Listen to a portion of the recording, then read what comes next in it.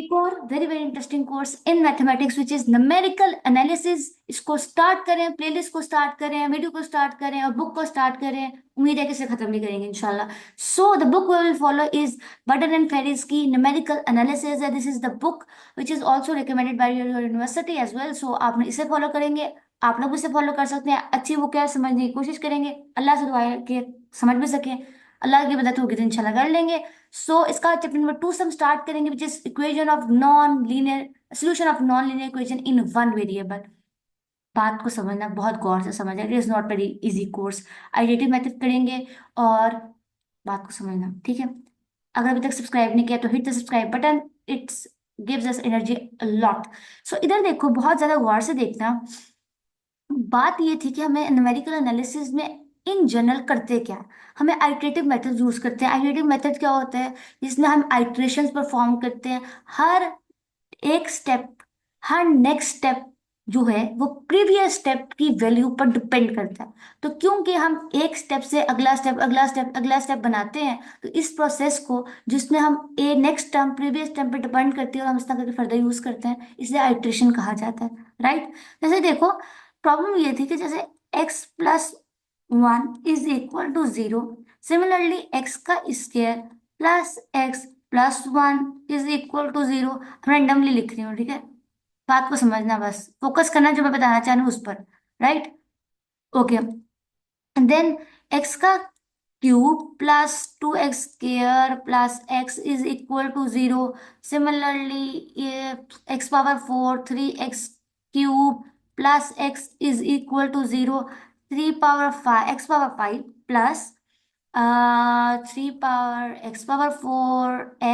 x⁴x+1 अब प्रॉब्लम सारी ये थी कि इस टाइप की इक्वेशन को भी हमने सॉल्व करना सीखा हुआ। लीनियर इक्वेशन को सॉल्व करने के बहुत ऐसे, जैसे सब्स्टिट्यूशन करो या एलिमिनेशन करो, सॉल्व हो जाता है, बहुत आसान है। ठीक है, आप इसको ऊपर नीचे आगे पीछे करो। इसको देखो, इस टाइप की equation which is quadratic nature की, उन्हें सॉल्व करने के दो मेथड्स हमने पढ़े थे। Number one is by quadratic formula, number two is by quadratic formula, और फैक्टराइजेशन से भी हो सकता है ये, और क्वाड्रेटिक फार्मूला और क्वाड्रेटिक इक्वेशन से उस तरह के भी हो जाता है। राइट। सो इसको देखो, क्यूबिक को हम सिंथेटिक डिवीजन से करते हैं। इसको भी हम थोड़ा बहुत हिल जुल के कर लेते हैं। लेकिन प्रॉब्लम ये आती है जब एक्स की बात डिग्री 5 होती है, या एक्स की डिग्री 4 होती है, या एक्स की डिग्री 6 होती है, तो ये हायर डिग्री की जो इक्वेशंस है ना, उनको हम सॉल्व करने का कोई मेथड हमने सीखा नहीं है। और ऐसे प्रॉब्लम्स को आपको सॉल्व करने को कहा भी नहीं गया होगा, है ना। सो अब ऐसे प्रॉब्लम्स को सॉल्व करेंगे, ऐसी प्रॉब्लम्स नहीं, ऐसे इक्वेशंस को सॉल्व करेंगे जिसमें हायर डिग्री की वेरिएबल्स की हायर डिग्रीज इन्वॉल्व होंगी, तो उनको हम अपने वो पुराने मेथड्स के साथ सॉल्व नहीं कर सकते। कुछ नए मेथड यूज करेंगे, और नए मेथड्स में आइट्रेशंस इन्वॉल्व होंगी, और हम यही करेंगे। ये तो मैंने बहुत आसान इक्वेशंस लिखी हैं। अब कुछ ऐसी इक्वेशन होते हैं, x माइनस साइन x = 0। अब मैं आपसे पूछती हूँ कि x की डायरेक्ट वैल्यू आप इसमें से फाइंड कर सकते हो? और आप कहोगे x = 0 इसका सोल्यूशन है। एग्जैक्ट x = 0 पर 0 - 0 तो 0 = 0, आपको बिल्कुल सही कह रहे हो, सेटिस्फाई कर। लेकिन ये तो आपने अभी खुद से गैस मारकर हवा में कर लिया। इसका कोई सही प्रोसीजर नहीं है ना इस तरह की क्वेश्चन का। इसके अलावा भी बहुत सारी इक्वेशन है जिसको हम डायरेक्टली सॉल्व नहीं कर सकते, जिसमें से हम x की वैल्यू को एक्सक्लूड नहीं कर सकते। राइट। तो उस तरह की प्रॉब्लम्स को सॉल्व करने के लिए हम आइट्रेशन करते हैं, आइट्रेशन मेथड यूज करते हैं। और याद रखना कि हर जो प्रॉब्लम जो कि नॉन लीनियर होगी, जिसकी डिग्री 1 से ज्यादा होगी, उन सबको, जो हायर डिग्रीज की इक्वेशंस होती हैं, उन सबको सॉल्व करने के लिए हम आइट्रेशन वाले मेथड फॉलो करते हैं। और सबसे बेसिक आइट्रेशन का मेथड है, और सबसे बेसिक और सबसे फेमस है, वो है बाइसेक्शन मेथड। उसी को डिस्कस करेंगे, उसी से कहानी स्टार्ट करते हैं। आई होप कि आपको बहुत इंटरेस्टिंग लगेगा। उससे पहले एक चीज और बता देती हूँ, which is called root of the equation. जैसे एक इक्वेशन लिखती हूँ आपके सामने, f(x) = x+2। अब मैं आपसे पूछती हूँ कि इस इक्वेशन का रूट क्या है। तो रूट एक ऐसी इक्वेशन होती है जिसमें हम पुट करने से आंसर 0 आ जाए, जो आंसर 0 आ जाए। So x = -2 is the root of this equation. समझ आ गई? और रूट और जीरो को समटाइम्स हम एक ही मानते हैं, लेकिन रूट और equation of the zero of the equation अलग अलग होते हैं, थोड़ा स्लाइटली डिफरेंस है, लेकिन हम मोस्ट ऑफ द केसेस में डिफरेंट मांगते हैं। तो एक्स की वो वैल्यू जिस पर हमें f(x) का आंसर 0 मिला, जो एफ ऑफ एक्स का आंसर जीरो मिला, वो हमारे पास जीरो ऑफ द इक्वेशन होता है। लेकिन एक्स की वो वैल्यू जो हमारी इक्वेशन को सेटिस्फाई कर दे, जैसे कि ये x is equal to x, वो हमारे पास क्या है, रूट ऑफ द इक्वेशन। लेकिन अगर गौर से देखो इस इक्वेशन में -2 हमारे पास F zero of the equation भी है और रूट ऑफ द इक्वेशन भी है। बात समझ आई? ठीक है। सो यहाँ पे तो हमारे पास छोटी सी इक्वेशन थी, इसका रूट हमने फाइंड कर लिया। लेकिन ऐसी बहुत जो हायर डिग्री की इक्वेशंस है ना, उनका रूट फाइंड करने के लिए ना हमने बाइसेक्शन मेथड यूज करना है। ठीक है। सो रूट फाइंडिंग टेक्निक है, तो हमने इस पूरे कोर्स में रूट्स फाइंड करनी है, वो पॉइंट्स फाइंड करने हैं जिससे हमारे फंक्शन जो है F of X is equal to zero दे। बात समझ आ गई? चलो आगे भी करते हैं फर्दर। इसको देखो, basic problem numerical approximation the root finding problems. ठीक है। The this process involves finding the root और solution of an equation of the form F F X is equal to zero. समझ आ गई? और इसको हम क्या कहते हैं, इसको कहा जाता है, this is also called zero of the function. तो रूट ऑफ द फंक्शन को जीरो ऑफ द फंक्शन भी कहा जाता है। बात समझ आ गई? सो नाउ हम एक्चुअली स्टार्ट करते हैं, हमारी बाइसेक्शन टेक्निक है। सुनो भी, बाइसेक्शन टेक्निक हमें कहती क्या है।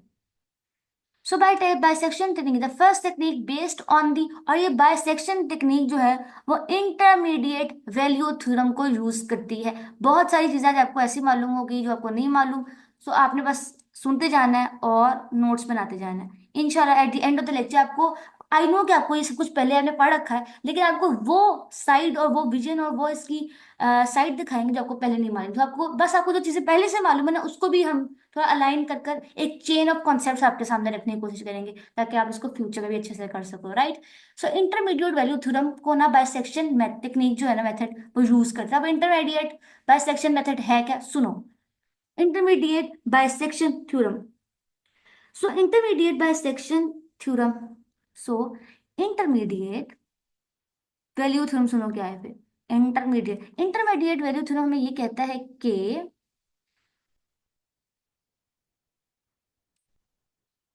अगर मेरे पास एफ ऑफ एक्स, ये मेरे पास एक एक्सिस है, x axis and y axis, और अब इस पर मैं एक कॉन्टिन्यूस फंक्शन की एक ग्राफ ड्रॉ कर लूँ। ये कॉन्टिन्यूस फंक्शन की कर्व है ना, क्योंकि इसमें कोई ब्रेक नहीं है। ठीक है।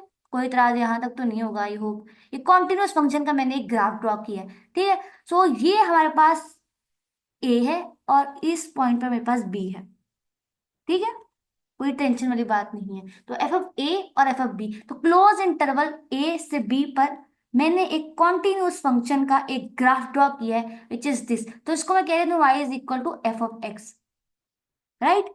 तो mean value theorem, intermediate value theorem ये कहता है कि जब भी, और यहाँ पे मैं थोड़ा ड्रॉ कर लेते हैं, यहाँ पे हमारे पास आ जाएगा एफ ऑफ बी, और यहाँ से हमारे पास इधर आ जाएगा एफ ऑफ ए। कोई टेंशन बिल्कुल भी नहीं हो सकती। राइट। सो यहाँ से भूल लेते हैं। द इंटरमीडिएट वैल्यू थ्योरम ये कहता है कि, कहता है हमें कुछ खास नहीं है, ये कहता है कि जब कर्व एफ ऑफ एक्स तो is equal to zero continuous हो, कॉन्टिन्यूस हो क्लोज इंटरवल ए से बी पर, then there exist a point C which is belongs to A and B such that at least, लिख लो यहाँ पे एक word, यहाँ at least point C, then there on close interval then there exist at least one C belongs to close interval A and B such that के जो f of A के बीच में होगा f of C और f of B। तो it means that, एक second, यहाँ f of B, यहाँ पे आएगा एफ ऑफ बी।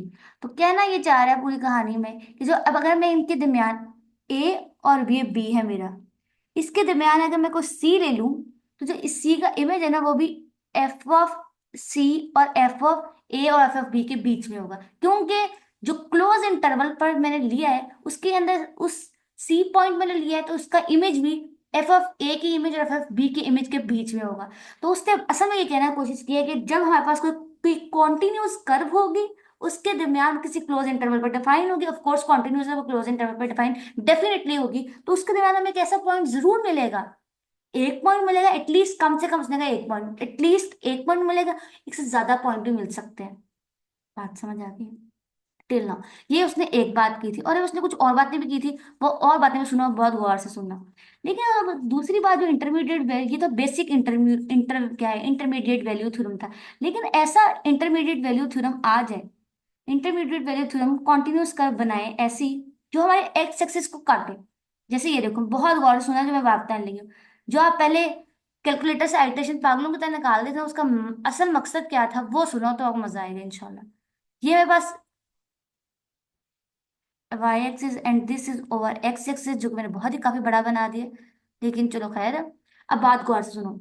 ये मेरा लेट से ये मेरा कॉन्टिन्यूस कर्व है, ये बी वैल्यू रहा, ये वैल्यू मेरा ए रहा, और यहाँ से कोई टेंशन वाली बात नहीं है। ठीक है, ये मेरा क्लोज इंटरवल पर,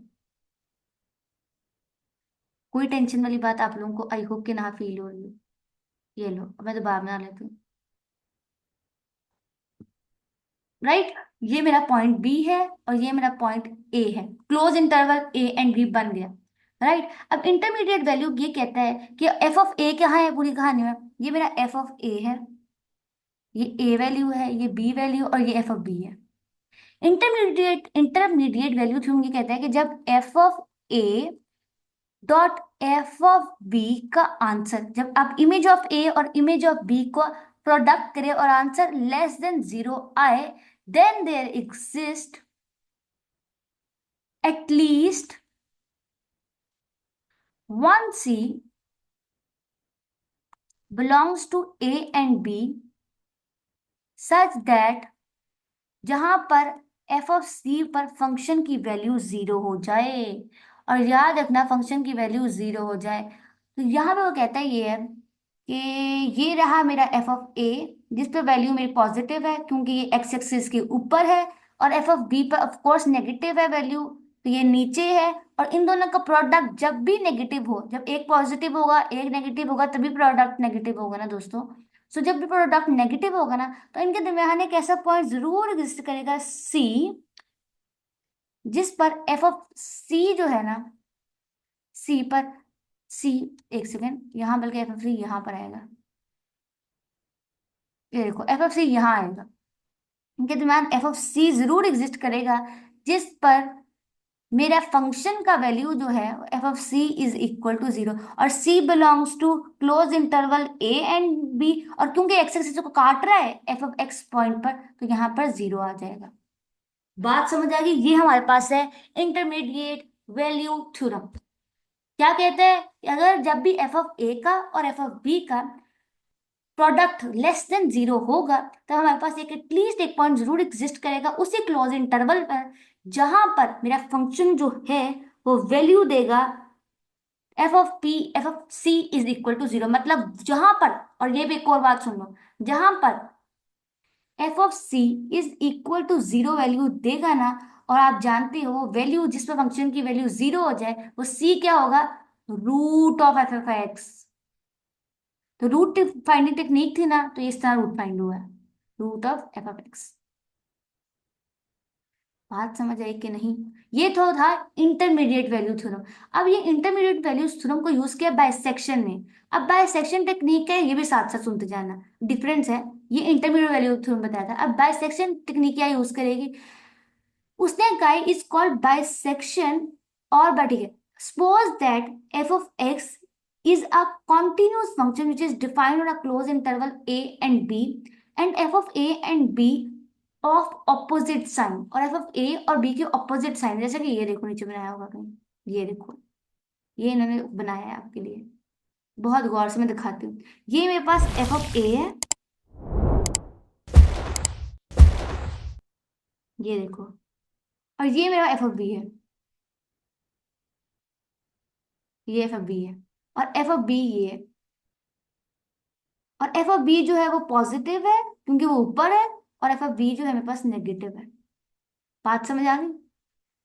तो क्या करेंगे, जब हमारे पास कोई भी कॉन्टिन्यूस, एक सेकेंड यहाँ से कुछ और कर लेते हैं, हाँ सुनो बहुत गौर से सुनना। हमारे पास एक एफ है फंक्शन जो कि कॉन्टिन्यूज है इस क्लोज इंटरवल पर, और फंक्शन की वैल्यू एक एक साइड पर नेगेटिव है, एक साइड पर पॉजिटिव है, दोनों ऑपोजिट साइड रखती है, तो तब इंटरमीडिएट वैल्यू थ्योरम क्या कहता है कि इन दोनों के दरमियान एक पॉइंट पी एग्जिस्ट करेगा in open interval A B, such that जिस पर फंक्शन की वैल्यू जीरो होगी। ठीक है, बात समझ आ गई। तो हम इस प्रोसेस को फॉलो करेंगे, और कैसे करेंगे अब ये देखो। दिस प्रोसीजर, चलो वो ले लेते हैं अपना, ये लो। So this procedure will work when there is more than one root in the interval, और ये तब भी काम करता है अगर आपके पास एक से ज्यादा रूट है। तो यहाँ मैंने सिर्फ एक्स एक्सिस ने काटा है, एक्स एक्सिस ने काटा है, बहुत गौर से सुनना। यहाँ एक्स एक्सिस, ये जो हमारे पास कर्व है उसने एक्स एक्सिस को सिर्फ एक पॉइंट पर काटा है, तो हमने कहा एक रूट को एग्जिस्ट करेगी। लेकिन अगर हमारे पास कर्व ऐसी आ जाए, लेट से, कौन सा कलर ले लूं, ब्लू ही ले लेती हूँ। अगर हमारे पास कर्व ऐसी आ जाए लेट से, तो अब देखो उसने एक्स एक्सिस को तीन पॉइंट्स पर काटा है। जितने पॉइंट्स पर हमारा जो कर्व है कॉन्टिन्यूस कर्व एक्स एक्सिस को काटेगा, उतने हमारे पास रूट्स आएंगे। और यहाँ पे वर्ड भी एटलीस्ट का लिखा हुआ है, एक के लिए है, एटलीस्ट कम से कम एक करेगा, एक तो मस्ट करेगा ना। हर इक्वेशन का एक रूट तो मस्ट होगा, एक से ज्यादा भी हो सकते हैं। वो रूट हमें ग्राफिकली देख सकते हैं कैसे, अगर वो जितनी बार इंटरसेक्ट करेगा, बाइसेक्ट करेगा, इंटरसेक्ट करेगा हमारे एफ ऑफ हमारे एक्स एक्सिस को। बात समझ आएगी कोई ना किसी को? ठीक है, कोई भी डाउट हो कमेंट बॉक्स में पूछ लेना, I will be there to respond everything. ठीक है, सो नेक्स्ट मूव करते हैं, उसको समझने की कोशिश करते हैं। पहले मैं थोड़ा रेस कर लूँ, थोड़ा सा प्रॉब्लम रहेगा। मैं बहुत ज़्यादा बेसिक्स समझाने की कोशिश करूंगी ताकि बहुत ज़्यादा बिल्कुल भी डिफिकल्टी ना रहे। ठीक है, so bisection method intermediate value को थ्योरम को यूज करता है। तो कैसे करेगा, सुनो वो बाइसेक्शन टेक्निक करेगी क्या। वो क्या करेगी कि जो हमारे पास this method calls for a repeated halving of the sub-interval A and B at each step locating of the half containing P। सुनो ये क्या करेगा, आई होप कि तुम्हें समझ आए, बहुत गौर से सुनना तो समझ आएगा। हमारे पास ये क्लोज इंटरवल, ये हमारे पास रियल लाइन है, इस पे हमारे पास एक क्लोज इंटरवल है। लेट से ये मेरे पास ए वैल्यू है, ये मेरे पास बी वैल्यू है। और बाइसेक्शन टेक्निक में हम क्या करेंगे, ये हमारे पास क्लोज इंटरवल ए, ये क्लोज इंटरवल बी। तो हम सबसे पहले क्या करेंगे बाइसेक्शन टेक्निक में, अपने इस क्लोज इंटरवल को ना बाइसेक्ट करेंगे। बाइसेक्ट, बाय मीन्स टू, और सेट का मतलब है टू। तो बाय सेट मीन्स दैट कि हम अपने सब इंटरवल को टू इक्वल पार्ट्स में तोड़ेंगे। तो हमने क्योंकि इक्वल पार्ट्स में तोड़ना है, तो हम सब इंटरवल्स का जो ए और बी का मीन निकाल लेंगे। तो ए प्लस बी का मीन निकाल लेंगे, तो इसका सेंटर पॉइंट हमें ये मिलेगा। लेट से हम उसको पी कह देते हैं, बुक में आई थिंक सो पी कहा हुआ है उन्होंने, राइट। तो हम उसको पी कह देते हैं। बहुत गौर से सुनते जाना, बहुत गौर से सुनते जाना। पी जो है ना, खैर से P1, P1 निकल आएगा। ठीक है, P1 इज दी सब interval which is we which is come from the bisection of A and B। By A और B की बाइसेक्शन से अब हमें मिड पॉइंट मिला विच इज P1, और P1 ने ना हमारे जो इंटरवल है ना उसको टू इक्वल पार्ट्स में डिवाइड कर दिया। एक पार्ट ये है, एक पार्ट ये है। ठीक है, तो बाइसेक्ट कर दे दो इक्वल पार्ट्स में। पहले तो मुझे तो P1 सेंटर में नहीं है। ठीक है, बात समझ आ गई। मैं थोड़ा सेंटर बनाने की कोशिश, लेट से यही सेंटर लग रहा है मुझे, तो इंशाल्लाह यही होगा। तो P1 आ गया, राइट। और लेट से हमारा रूट जो है ना, लेट से, कब मैं खुद सपोज कर रही हूँ, ठीक है, सपोज करने में क्या हर्ज है। पहले मैं जरा जैसे बना लेती हूँ। लेट से मेरी जो कर्व है ना वो ये है, कॉन्टिन्यूस कर्व बना लेती हूँ जल्दी से, सुनो बहुत गौर से सुनना। ये लो, ये मेरी कॉन्टिन्यूस कर्व है। और क्योंकि इस पॉइंट पे उसने मेरे एक्सेस से काटा है, इस पॉइंट पर, तो ये पी जो है ना इसकी रूट है, पी इसका रूट है।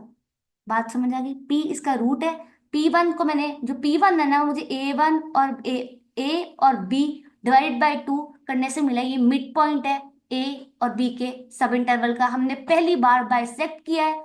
बात समझ आ गई, आई होप कि यहाँ तक आई हो। चलो ठीक है, तो हम हमने P1 तो अचीव कर लिया। P1 हमें कैसे मिला, हमने A1 प्लस A2 को डिवाइड किया, टू से तो हमें मिला P2। और अब हमने चेक करना है फंक्शन की वैल्यू, जो हमने पहला दफा बाइसेक्ट किया, तो हमने फंक्शन की वैल्यू चेक करनी है एफ ऑफ P1 पर। अगर हमें एफ ऑफ P1 पर अपने फंक्शन की वैल्यू जीरो मिल गई, तो हमने कहना भाई सही यार यही रूट है, काम खत्म। ठीक है। लेकिन अगर रूट ना मिला तो, अगर रूट ना मिला तो क्या करेंगे, हम करेंगे ये कि अब इंटरमीडिएट वैल्यू के साथ सोचेंगे कि अब क्या करना है। सो लेट से, बात सुनना, बहुत गौर से सुनना, कि P1, लेट से कि हमें P1 पर ना जो वैल्यू मिली है ना वो पॉजिटिव वैल्यू है। ठीक है, चलो नेगेटिव वैल्यू मान लेते हैं। P1 पर नेगेटिव वैल्यू मिली है, तो हम अपने फंक्शन की वैल्यू P1 पर जब हमने फाइंड की ना, तो हमें वहां से पता चला कि वो जीरो के इक्वल नहीं है। क्योंकि वो जीरो के इक्वल नहीं है, अब हम इंटरमीडिएट थ्योरम को फॉलो करेंगे। इंटरमीडिएट वैल्यू थ्योरम फॉलो, अब इंटी आई IVT लिख लेते हैं, इंटरमीडिएट थ्योरम। अब इंटरमीडिएट थ्योरम क्या कहता है कि हम फंक्शन की वैल्यू f(a) पे क्या है, नेगेटिव नीचे की तरफ है, और प्रोडक्ट करेंगे f(p) पर। f(p) पे वैल्यू क्या है, पॉजिटिव है। ये इस साइड पर है ना, ठीक है, पॉजिटिव है ना, ऊपर है। अब वैल्यू पॉजिटिव है, राइट। अब इन दोनों का प्रोडक्ट करने से आंसर क्या आएगा, नेगेटिव। तो इसका मतलब है कि जब हमारा रूट है ना वो लाई करेगा इस सब इंटरवल में। बात समझ आ गई। इंटरमीडिएट थ्योरम यही कहता है ना कि जब भी f(a) और f(b) ऑपोजिट साइन के होंगे तो उनके दरम्यान एक रूट लाई करेगा। तो अब हमने यही किया, हमने पहले इंटरवल को तोड़ा, f(a) और f(a) P1 में और P1 और f(b) में। हमने देखा f(p1) की वैल्यू पॉजिटिव थी। इसका मतलब है f(a) और f(p1) का आंसर नेगेटिव आया। क्योंकि नेगेटिव आया, तो इसका मतलब है रूट जो है वो अब इस सब इंटरवल में लाई करेगा। बात समझ आ गई। इन जनरल पता है हम बाइसेक्शन मेथड में क्या करते हैं, वो बात मैंने एंड पे बताई थी, अभी बता दें ताकि ज्यादा अच्छा से समझ आए।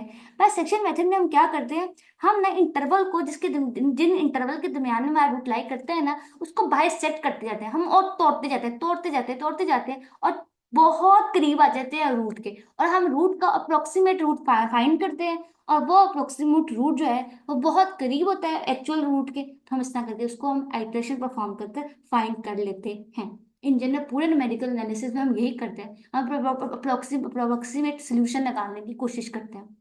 बात समझ आई सबको, ठीक। तो अब हमारा रूट जो है ना वो इस सब इंटरवल में लाई कर रहा है, विच इज दिस, जो कि a और P1 है। ठीक है। और फिर हमने कैलकुलेट, अब हमने क्या करना है, हमारा रूट इसमें आ रहा है, अब हमने कैलकुलेट करना है।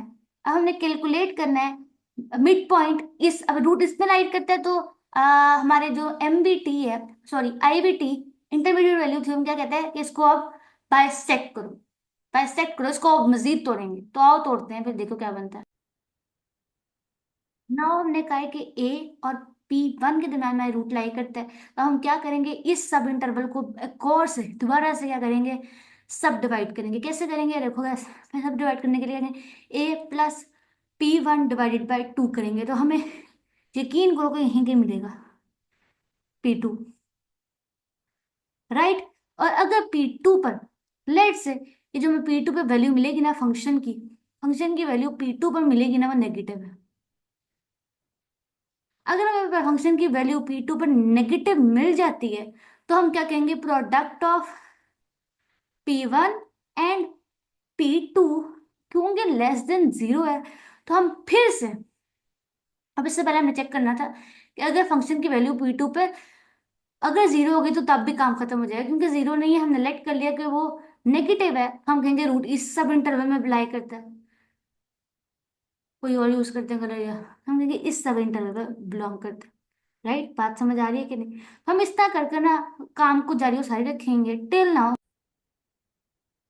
तो हम इस सब इंटरवल में पहुंच गए, राइट। सिमिलरली हम इसी प्रोसेस को कंटिन्यू करते करते करते करते जाएंगे, हम एक और ये इस सब इंटरवल में आ जाएंगे, फिर हम इस सब इंटरवल में आ जाएंगे, इस सब इंटरवल, तो ऐसे कर करके हम बहुत सारे सब इंटरवल्स डिफाइन करेंगे इंटरवल के अंदर ही, और हम बहुत करीब पहुंच जाएंगे पी के, जो कि हमारे पास एग्जैक्ट रूट है जहां पर हमारे फंक्शन की वैल्यू जीरो होती है। और इस तरह करके हम बहुत सारे अप्रोक्सीमेशन परफॉर्म करेंगे, right.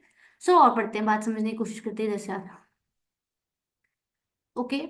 So if P1 is equal to zero, तो काम खत्म हो जाएगा, डन हो जाएगा। लेकिन अगर P1 not equal to zero है, P1 not equal to zero है, तो क्या करोगे, हम f(P1) की वैल्यू चेक करेंगे। अगर f(P1) की है सेम साइन, अगर f(P1) की या तो नेगेटिव होगी साइन या पॉजिटिव होगी। अगर f(P1) का साइन और f of A P A F of A1 का साइन ऑपोजिट है, तो इस सब इंटरवल में रूट लाई करेगा। लेकिन अगर f(P1) और एफ ऑफ A1 का साइन ऑपोजिट है, तो उस सब इंटरवल में, जैसे ये देखो ना, ऐसे ये ए है जिसे A1 कहा हुआ है, इसे यहाँ B1 कहा है, और ये P1 है। अगर इसका साइन और इसका साइन ऑपोजिट है तो रूट इधर लाई करेगा। लेकिन अगर इसका साइन और इसका साइन, मतलब इसका और इसका साइन ऑपोजिट है, तो रूट यहाँ लाई करेगा। बात समझ आएगी? तो इंटरमीडिएट इंटरमीडिएट वैल्यू थ्योरम कहते हैं कि अगर रूट्स ऑपोजिट होंगे, साइन एफ ऑफ ए और बी के वैल्यूज साइन ओपन ऑपोजिट होंगे, तो रूट वहां लाया करेगा। That is why we are doing this, right? I hope को समझ आ रही है। सिमिलरली अगर फिर हम एफ ऑफ ए P1 और एफ ऑफ ए, अगर हम दोनों के पास सेम साइन है, तो हम सेट कर लेंगे P1 को और फिर P1 को, और इसी तरह अगर एफ ऑफ P1 और A1 के साइन ऑपोजिट है, तो हम उसको लेट कर लेंगे ये। उसके बाद हम then we apply to process was sub interval this produce method described in algorithm। ये चलो फिर आगे देखते हैं एल्गोरिथम क्या है। ये वो सब इंटरवल था जिसे हमने बनाने की थोड़ी पहले कोशिश की है। चलो ठीक है, तो पहले हमारे पास पी पर गौर से देखो, तो हमारा एग्जैक्ट रूट ये पी है, ये पी है। तो ये जो P1 है ना, ये हमें ए और B1 से पहले, ये मिड पॉइंट है P1। उसके बाद हमने मिला, उसके बाद हमें मिला, ये रहा हमारे पास।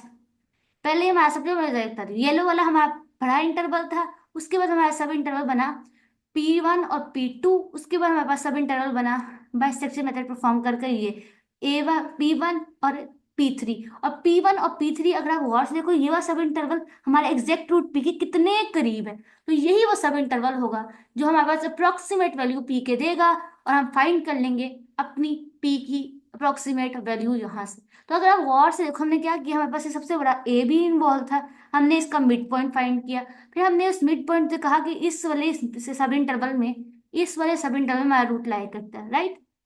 फिर हमने इसमें लाई करता है, तो हमने इसका मिड पॉइंट फाइंड किया।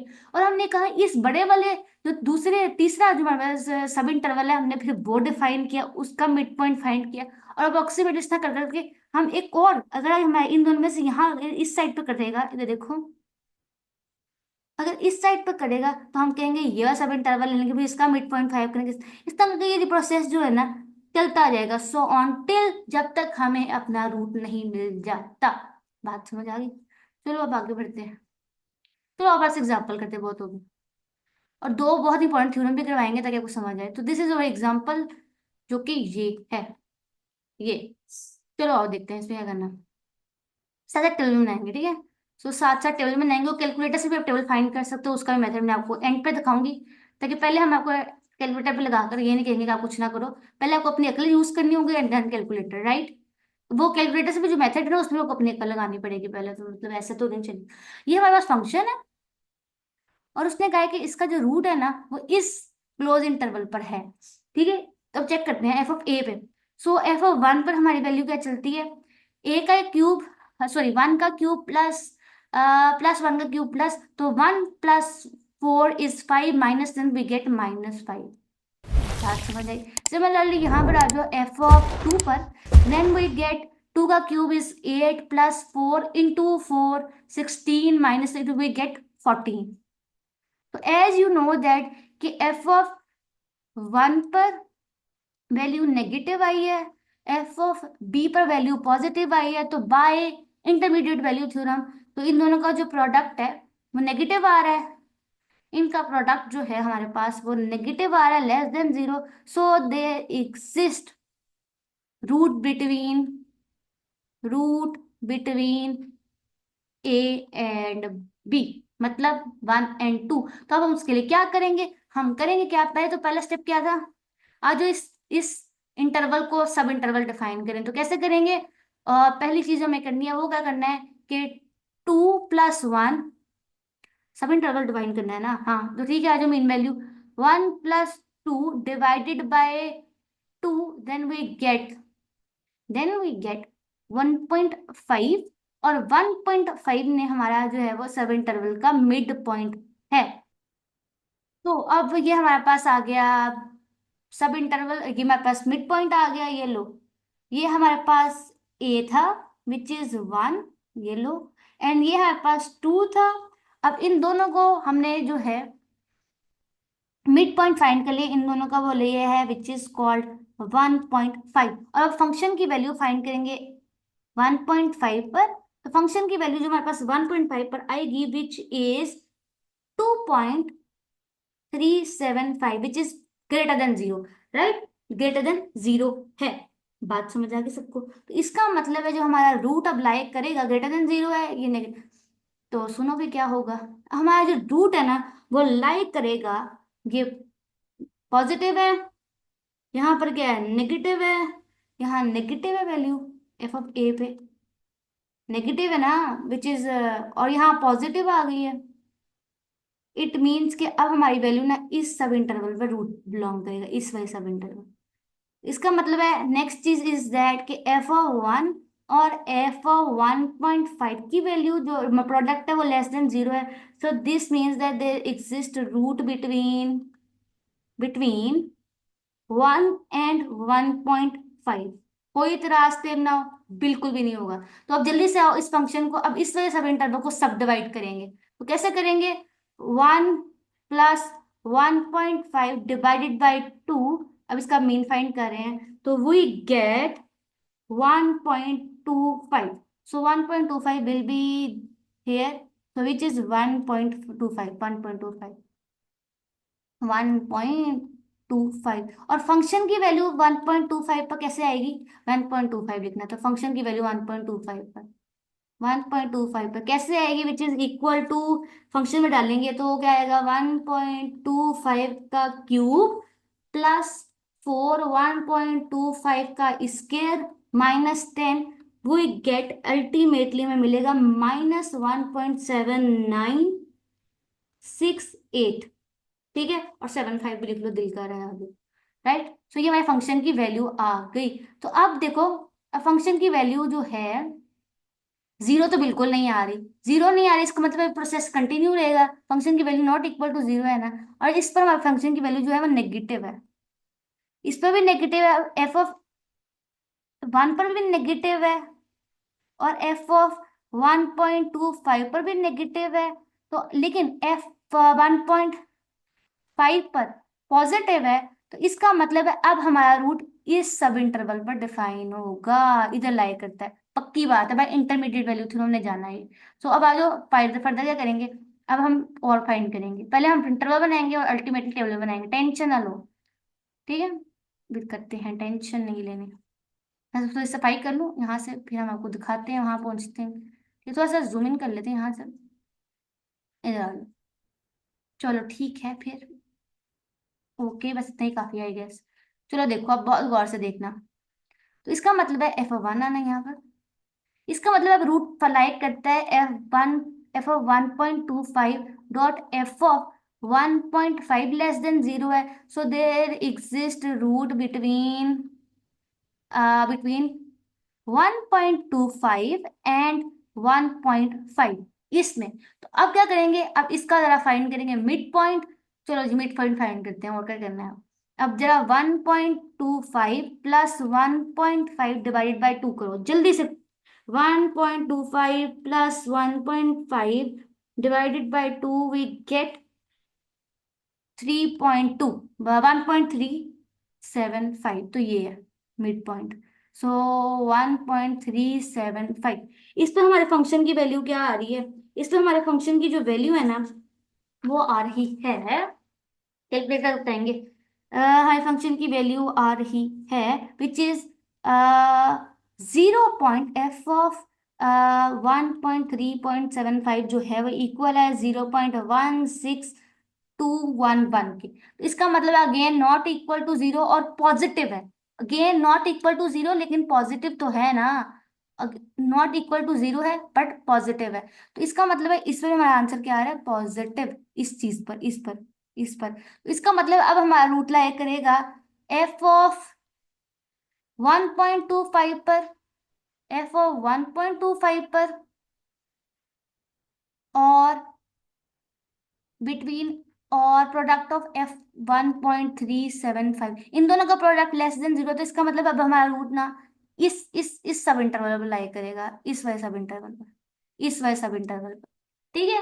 सिमिलरली अब इस तरह यही प्रोसेस सो ऑन कंटिन्यू रहेगा टिल नाउ, जब तक हमें रूट नहीं मिल जाता। तो हमें कौन सा बॉक्स मिलेगा इसमें देखते हैं, जो हमने ये लाओ टिल नाउ हमने ये आइट्रेशंस करनी है। देखो पहले हमने क्या डाला था, 1 डाला था, 2 डाला था, तो हमारा मिड पॉइंट क्या आया था, 1.5। ये मिड पॉइंट है, ये ए है, ये बी है, ये उनका मिड पॉइंट है, और ये फंक्शन की वैल्यू एट मिड पॉइंट ये आ रही थी, पॉजिटिव थी। अब देखो फंक्शन की वैल्यू पॉजिटिव आ रही है, इसका मतलब है कि अब रूट लाई करेगा, इस पर फंक्शन की वैल्यू है पॉजिटिव है, इसका मतलब यहाँ पर नेगेटिव है, तो इसका मतलब अब ए और, मैंने बार में से ऑरेंज सिलेक्ट किया था वो नहीं लिखता है। हाँ, तो इसका मतलब फंक्शन की वैल्यू ए और इसके दरम्यान लाई करेगी, ठीक है, क्योंकि इस पे फंक्शन की वैल्यू पॉजिटिव है, तो अब ए की वैल्यू एज इट इज आएगी, बट बी और इसकी वैल्यू, ठीक है, 1.5 इधर आ जाएगा, बी की वैल्यू इस सब इंटरवल की बन जाएगी, समझ आ गई। और इस पर अब इन दोनों का मिड पॉइंट फाइंड करना, तो हमें ये मिलेगा, और फंक्शन की वैल्यू अब आ जाएगी नेगेटिव। अब जब फंक्शन की वैल्यू नेगेटिव आएगी, तो इसका मतलब है, यहाँ मैंने बनाया, अब फंक्शन की वैल्यू जब नेगेटिव आ गई, फंक्शन की वैल्यू नेगेटिव आ गई इधर 1.25 पर, तब हमारा रूट कहाँ लाए करेगा, 1.25 पर और 1.5 पर। तो ये देखो 1.25 पर और 1.5 के दरमियान लाई किया, तो इन दोनों का मिड पॉइंट 1.35 आया था।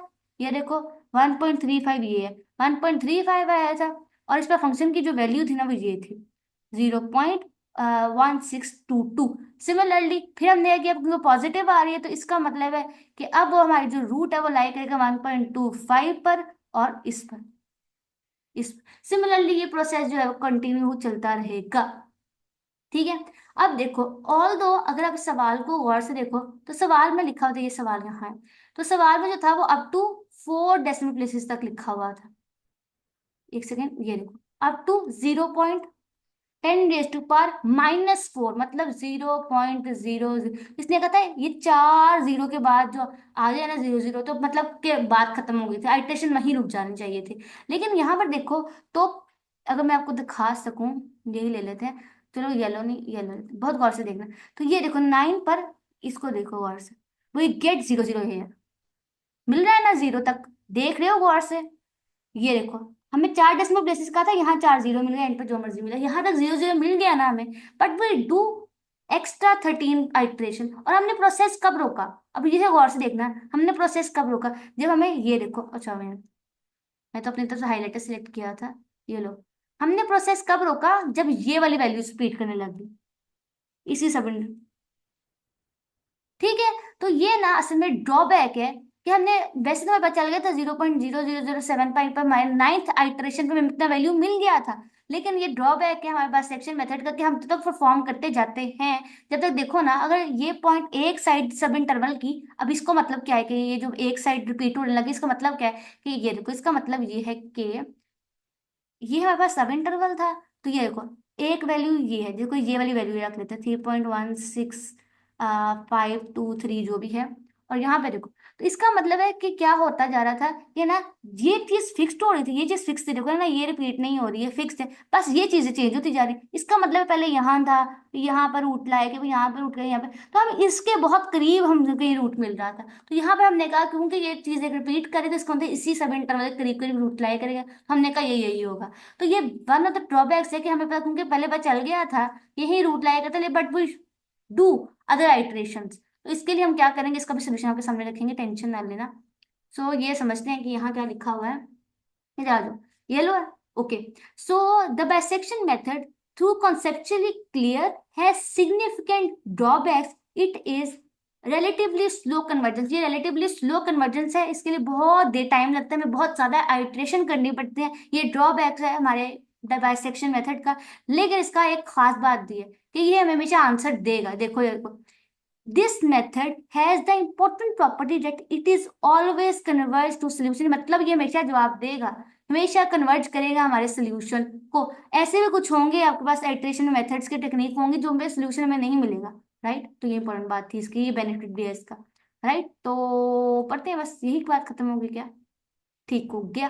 चलो फिर आज हमारे नेक्स्ट थ्योरम में बात समझने की कोशिश करते हैं, आई होप ये समझो आप लोग। तो थ्योरम हमारे पास 2.1 है, वो क्या कहता है हमें, ये थ्योरम से ये कहता है कि, इस थ्योरम को देखो, पहला थ्योरम है बहुत इंटरेस्टिंग, सुना है, सुनो क्या कहते हैं, सपोज दैट के एफ ऑफ एक्स जो है हमारे पास एक कॉन्टिन्यूअस फंक्शन है, जिसमें हमारे पास एफ ऑफ ए और एफ ऑफ बी की वैल्यू नेगेटिव है, then bisection method generates a sequence P of n approximately as zero P of x. ये क्या कह रहा है, पी ऑफ एक्स किसका सीक्वेंस था, मिड पॉइंट्स का सीक्वेंस था, है ना, याद देना किसी को कि नहीं। अभी देखो क्या कहता है, ये कहता कुछ यूं है कि जिसको मैं थोड़ा सा रफली बनाकर आपको दिखाऊं। ओहो, रफली बना के दिखाती हूँ, ये देखो, इधर देखो, थोड़ा सा इधर देखो। ये कहता है, ये मेरे पास ए था, ये मेरे पास बी था, तो इनका दोनों का मिड पॉइंट जो था वो मेरे पास पी एन आया, पी वन आया, है ना, जैसे हम फाइंड कर रहे थे। पी वन आया, फिर मैंने कहा कि मेरा रूट इन दोनों के दरमियान लाई करता है, देन मेरे पास आया पी टू। उसके बाद मैंने कहा नहीं, मेरा रूट इन दोनों के दरमियान लाई करता है, तो मैंने I get P three, mid point of P one and P two. फिर मैंने कहा नहीं, मेरा रूट जो है वो इन दोनों के दरमियान लाई करता है, तो then I will get P four. तो ये देखो इस तरह, तो इस तरह कर करके मैंने ना एक डिक्रीजिंग सीक्वेंस, डिक्रीजिंग होगा, एक सीक्वेंस मिला किसका, पीएन का। पीएन क्या है, मिड पॉइंट्स का सीक्वेंस मिलता है हमें बाइसेक्शन मेथड में, राइट। और वो अप्रोक्सीमेटली एज जीरो पे, और हमें लेके जाता है, बहुत करीब ले जाता है, बहुत पास ले जाता है हमें। ये पी जो है ना, वो फंक्शन के पी के पी ऑफ एफ, जिस पर हमारे फंक्शन की वैल्यू जीरो होती है, मतलब हमें रूट के बहुत करीब ले जाता है, हमें अप्रोक्सीमेटली वहां ले जाता है जहां हमारी रूट है। तो आपको ये फॉर्मूला दिया गया है विच इज दिस। फॉर्मूला कहता है, पी एन क्या है हमारे पास, अप्रोक्सीमेट वैल्यू है, माइनस करेंगे हमारे पास। अब ये बात बहुत गौर से सुनना, वैसे तो इसको ना समझने के लिए बहुत सारी बातें हो सकती है, लेकिन इसको समझाने के लिए मैं एक बात कहती हूँ, सुनो बहुत गौर से सुनो। ये क्या कहता है कि हमारे पास जो अप्रोक्सीमेट वैल्यू है ना, उसमें से अगर मैं माइनस करूँ ना एग्जैक्ट वैल्यू को, और उसका मॉड लूँ वो लेस देन बी माइनस से, तो हमारे पास सबसे बड़ा जो सब इंटरवल है ना जो मैं गिवन है, ये उसकी लेंथ है, उसकी लेंथ को डिवाइड कर दो टू एन से। मतलब ये कि जो पी एन की वैल्यू है ना, जो एग्जैक्ट वैल्यू और अप्रोक्सीमेट वैल्यू, वो बाउंडेड है, बात गौर से सुनना। एग्जैक्ट वैल्यू और जो अप्रोक्सीमेट वैल्यू है उसका जो डिफरेंस है ना, वो बाउंडेड है। तो बाउंडेड कहाँ है, B minus A divided by two n power n से। अब देखो वो कैसे, ये बात क्यों कह रहा है, इधर देखो। पहले मैंने एक दफा बाइसेक्ट किया, तो I I do P A plus B divide by two, एक बार मैंने दूसरी बार बस जो अपना बाइसेक्ट किया, तो I will do P A plus P one divided by to. जब मैंने ये किया, जब मैंने तीसरी बार बाइसेक्ट किया, तीसरी बार मैंने बाइसेक्ट किया विच इज दिस, तो I do P plus P two, P one plus P two divide by two. तो every time when I bisect my interval, I do two power N. जितनी टाइप दफा मैंने किया, एन टाइम्स करूंगी तो जितनी दफा आइट्रेशन करूंगी उतनी बार मैं अपने इंटरवल को बाइसेक्ट करूंगी। बात समझ आई, यही को कहा है कि जो हमारे पास रूट है, ये जो हमारे पास अप्रोक्सीमेट वैल्यू और एक्चुअल वैल्यू का डिफरेंस है ना, वो बाउंडेड है। तो देखो रूट हमारा बाउंडेड हो गया ना, इन सब इंटरवल्स के बीच में, ये हमारे एक्सेल, इसके बीच में हमारा रूट जो है वो बाउंडेड हो गया है। Length of the sub interval को डिवाइड किया, जितनी बार बाइसेक्ट किया, एन आया, यहाँ पे एन दफा किया, यहाँ पे भी एन आएगा। बात समझ आ गई है, समझ आ गई। और ये बताता है कि जो हमारा एरर है ना, जो अप्रोक्सीमेट वैल्यू और एक्चुअल वैल्यू के दरम्यान जो पीपी लिखा हुआ है, ये एक्चुअली ये हमारा एरर है, ये हमारे पास एरर है। तो हमारा एरर जो है वो बाउंडेड है हमारे सब इंटरवल्स के, हमने जो ना बाइसेक्शंस कर कर कर करके हमारी वैल्यू बाइसेक्ट हो गई है। बात समझ आई, सबको आई होगी, आई होप कि हाँ तक आई हो। ठीक है। सो जैसे भी हमने एक एग्जाम्पल सॉल्व किए, ये वाली एग्जाम्पल जो ये सॉल्व किया हमने, ये वाली एग्जाम्पल थी जो मैं लिख के दिखाती हूँ। ये वाली एग्जाम्पल थी, फोर एक्स का क्यूब, एक्स का क्यूब माइनस फोर एक्स का क्यूब प्लस फोर एक्स का square minus ten is equal to zero. ये वाला जो हमने सॉल्व किया है ना, इसमें जो हमारे नाइन्थ आइट्रेशन पर हमारे पास जो था हमारा वो जीरो जीरो में मिला था, मतलब रूट में जो भी था ना, अप्रोक्सीमेट रूट वन हम यूज कर रहे थे ten raise to minus four में, तो हमें नाइन्थ आइट्रेशन में मिला था। तो हमारा जो नाइन्थ आइट्रेशन पर एरर आया ना, बी टू माइनस वन किया, बिकॉज ना लेंथ का जो था वो वन टू था उस सब इंटरवल पर जिसमें हम डिफाइन कर रहे थे, और हमने नाइन्थ आइट्रेशन पर किया था, चेक करें एरर, तो टू पावर एन होगा। बात समझिए, तो वो निकला है approximately two into three raised ten raised to minus three. करते बहुत छोटा है, लेकिन एक्चुअली जब हमने एरर फाइंड किया ना, पी माइनस एक्चुअल एरर जो था वो 4.4 multiply by ten minus six, मतलब एक्चुअल एरर उससे भी ज्यादा कम आ रहा है। ये एरर प्रेडिक्ट किया और ये उससे भी ज्यादा छोटा एरर आ रहा है। बात समझ आई। जहां पर हमें रूट अप्रोक्सीमेटली मिल रहा था ना जिस नाइन्थ आइटरेशन पर, उस पर हमारे जो एरर है ना वो इतना कम आया, विच इज 4.4 मल्टीप्लाई 10⁻⁻⁶। बहुत छोटा। और जब मैंने फॉर्मूला लगाया तो वो उसने कहा कि -3 आना चाहिए, मतलब उससे भी थोड़ा ले रहा है। ये अप्रोक्सीमेशन है और ये एग्जैक्ट है। बात समझ आई सबको? एग्जैक्ट एरर और वो वाला। ठीक है, तो इस तरह हम लोग ना कैलकुलेट कर सकते हैं। तो ये जो हमारा फॉर्मूला है ना, ये वाला जो फॉर्मूला है आपके पास, इससे हम लोग ना अपने हर आइट्रेशन पर एरर फाइंड कर सकते हैं। देखो यहाँ पे पी एन लिखा हुआ है ना, अभी हमने पी नाइन्थ के लिए किया तो यहाँ पे 9 आ गए।